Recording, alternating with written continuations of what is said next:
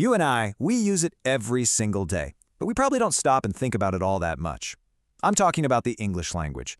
And today, we're going to look at a really powerful idea that was designed to make it a whole lot simpler for everyone. So, to kick things off, let me just ask you a quick question. Take a guess. Right now, how many words do you think are actually in the English language? Like, all of them. You ready for this? According to the Oxford English Dictionary, the number is, well, it's huge. There are over 170,000 words in current use. That is an absolute mountain of words to learn, whether you're a native speaker or you're just starting out. That number just seems impossibly big, right?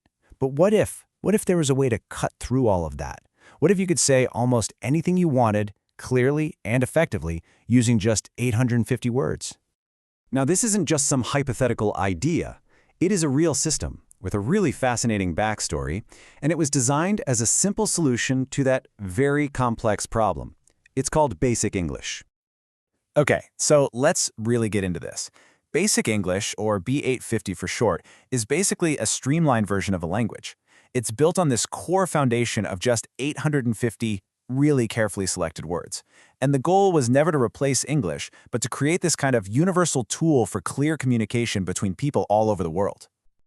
Now, going through all 850 words, yeah, that would take forever. So instead, to really get the genius behind this whole system, we're going to zoom way, way in. We're going to see how the entire concept works just by looking at one single word from that list. So think of this as our little case study. We're going to do a deep dive into one super common everyday word and see how it can be this powerful multi-purpose tool that does the job of a whole bunch of other words. And the word we're putting under the microscope is then. Yep, T-H-E-N. You probably say it a dozen times a day and don't even notice. And yes, this simple little 4-letter word made the final cut for that special list of 850. So a few key things here. It's on the BE50 list, obviously, but I want you to look at that last point. It's a homophone. It sounds exactly like the word than. This is a huge point of confusion for so many people, but it also shows us exactly why choosing your words carefully is so important. We'll get back to that in a sec.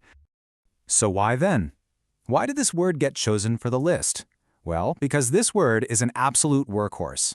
This one little word actually does 3 completely distinct and essential jobs in the English language. Check this out. First, it can mean at that time. You know, like we'll be there before then. Second, it can mean after something else, so it shows a sequence, right? First I cook, then I eat. And third, it can mean in that case, which shows a consequence. If you're happy, then I'm happy. Time, sequence, consequence, all packed into one tiny word. Okay, so let's dig in a little deeper on that very first meaning, the one that's all about time. You can almost think of then as a little time-traveling word. It can point to a moment in the past or a moment in the future. And its total opposite is now, which is always stuck right here in the present. So you get, then she was little. That's the past. And now she is big. That's the present. It's a really simple but powerful contrast. Okay, so we've got it. Then is about time. Simple enough.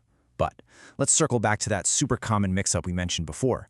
What about its evil twin? Its sound-alike. All right, here's the absolute simplest way to remember the difference forever. I promise, once you hear this, you'll never mix them up again. If you see the E in T-H-E-N, think of time. First this, then that. If you see the A in T-H-A-N, think of comparison. This is better than that.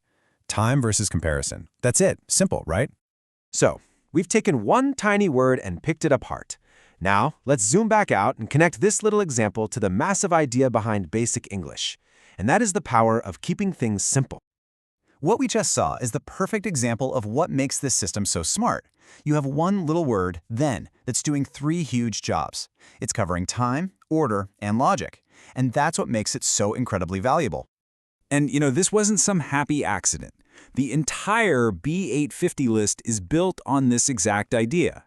It wasn't about picking 850 easy words. It was about picking 850 of the most flexible, hardworking words in the whole language, the ones that can do the job of dozens of other, more complicated words. And this really gets to the heart of it all. True clarity, it doesn't come from having a giant vocabulary. It comes from knowing how to use the essential tools really, really well. The goal isn't just a bigger vocabulary, it's a smarter one. And you know, that idea applies to so much more than just learning English. It's a lesson in communication for every single one of us. So I'll leave you with a question to chew on. What big, complicated idea, maybe in your own work or your own life, could you explain more powerfully just by using simpler, smarter words? Something to think about. Thanks for joining me.